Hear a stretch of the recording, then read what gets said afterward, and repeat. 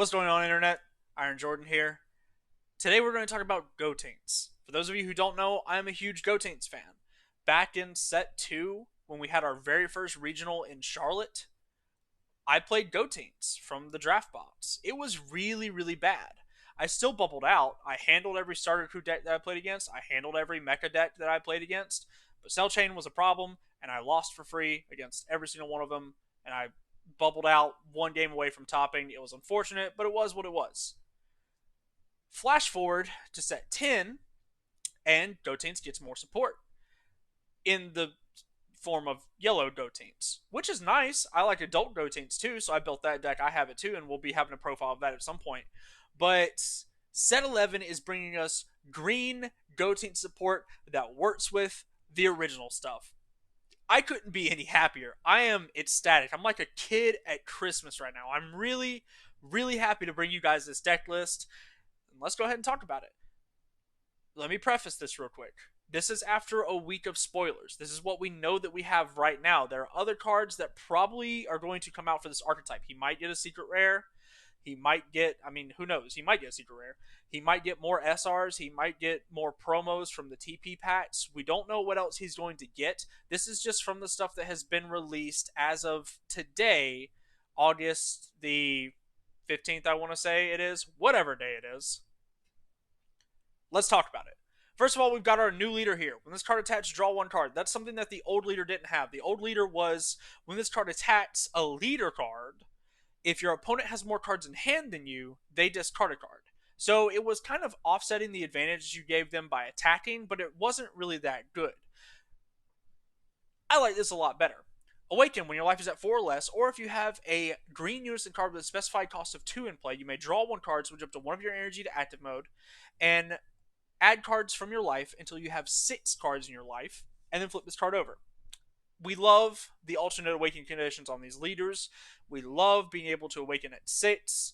It is so much better than having to awaken at 4. It's so much safer. It gives you a lot of breathing room once you're on your backside. Let's talk about the backside for a second. Gotenks Extravagant Assault. Permanent. Your opponent's leader card can't attack your battle cards. That's an interesting permanent. We haven't seen anything like that before. We've saw the inverse of that with set 1 Green Broly, where he just straight up couldn't attack. He straight up couldn't attack battle cards. But other than that, we haven't really seen anything like that on a leader in the 11 plus sets this game has been out. Auto when he attacks, draw a card. Activate main once per turn, pay a green. Choose one. Choose one of your opponent's Unison cards, and remove a marker from it. So this is really solid because this is just Unison interaction, Planeswalker interaction on your leader that pays 1 green, that doesn't require you to play any cards, that just kind of like, hey, I'm just gonna pay a green and take a marker off your Unison. If your opponent has 2 markers on their Unison and they've got all these free play counterplay stuff up, then you're sitting pretty. You knock them down to 1, and now you can just play out, especially if they're tapped out. There's so many decks right now that just play those Unisons, they tick them up or whatever, and then hey, they just rely on the fact that they're gonna have counterplay for free, and so now they're tapped out. And this allows you to get around that. So you have your leader now, which can get rid of 2 markers by himself through an attack and through his activate main, which I think is okay. It's not the worst ability. We'll see how good it is once I think situationally it'll be amazing. But for the most part, I think you'll more than likely try to use the other effect, which is you may choose 1 green card in your hand and discard it. If you do, play 2 ghost tokens in rest mode. Ghost tokens have 15k power. This was, they first popped up in set 2, I believe. It was a red card where you paid a red and 1, and it just made 2 ghost tokens. They were 2 15k attackers. I ran it at 4 in my regional deck list back in Charlotte, and it was really good because back then getting 2 15k attackers for essentially 1 energy apiece at the cost of 1 card in your hand, the 1 extra card, was really, really good. Now, we're not going to play this because we're playing mono green straight up, but my only problem with this ability is that you're going -1 for 2 guys that don't attack until the next turn. So if you have an additional energy to spend and you have a bunch of cards in hand, then I guess it's okay. I think this ability would have been much better suited on the older Gotenks leader because he didn't want to have a lot of cards in hand. He wanted to have one card fewer than his opponent at all times, and that would have helped him out a lot. But I think it's still a pretty good effect. For the most part, this leader just does everything a normal leader does, and then a little bit more sometimes. So the first thing we're going to do is we're going to actually talk about our Unisons first. We're going to play two of the Xeno Frieza. This card is just good. You could also play the Golden Frieza if you want. You could play Bardock, but we're not going to get any value out of Bardock, so that's why I'm not playing him.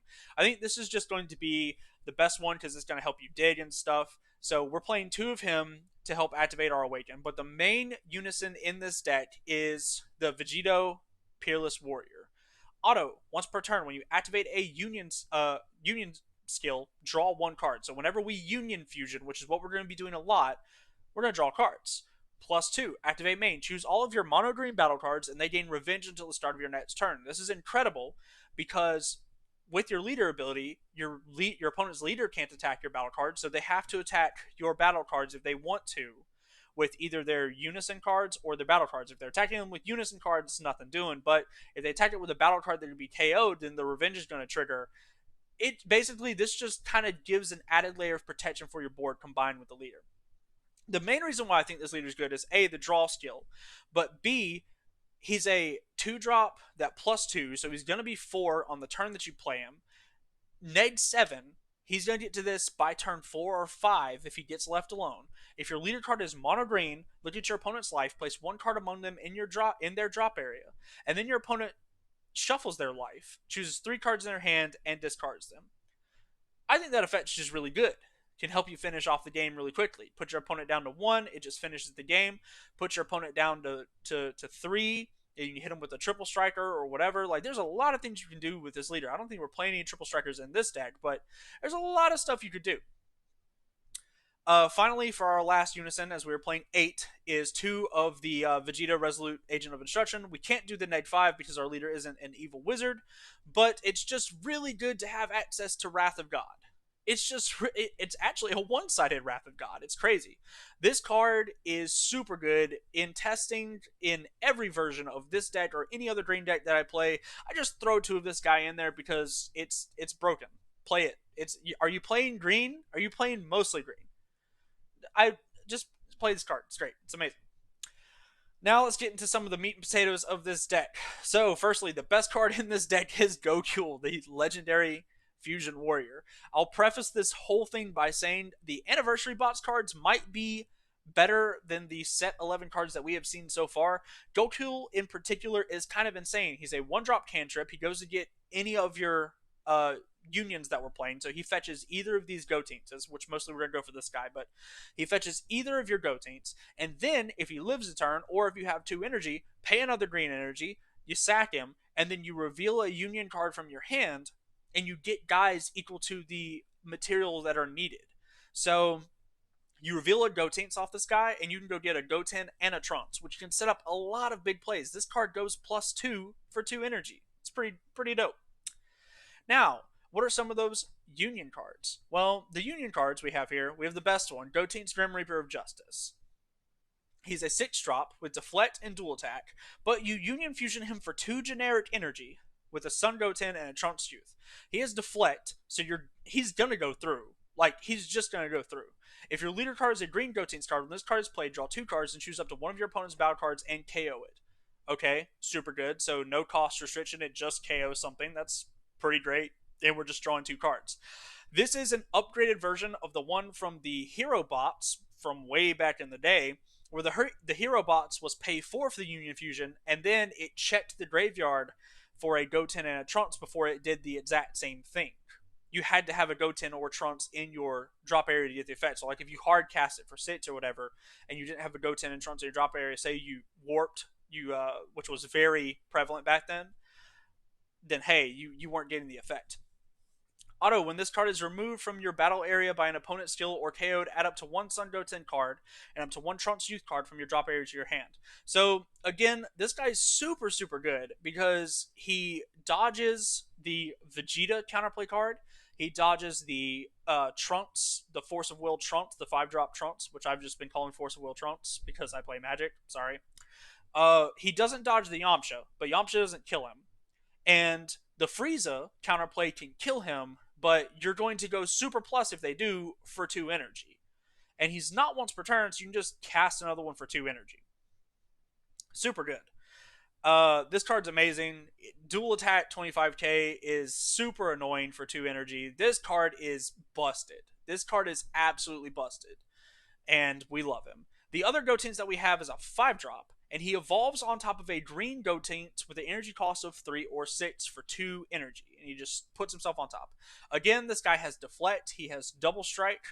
Auto, if your leader card is green, when this card is played, choose up to one of your opponent's Unison cards, remove 2 markers from it, then choose up to one of your opponent's battle cards, ignoring barrier, and KO it. This card is kind of nuts also.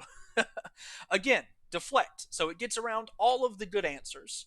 It gets around all of the good answers in the format. Yes, again, I know it can be freezed, but it doesn't matter because you're paying 2 energy to do a super dumb thing.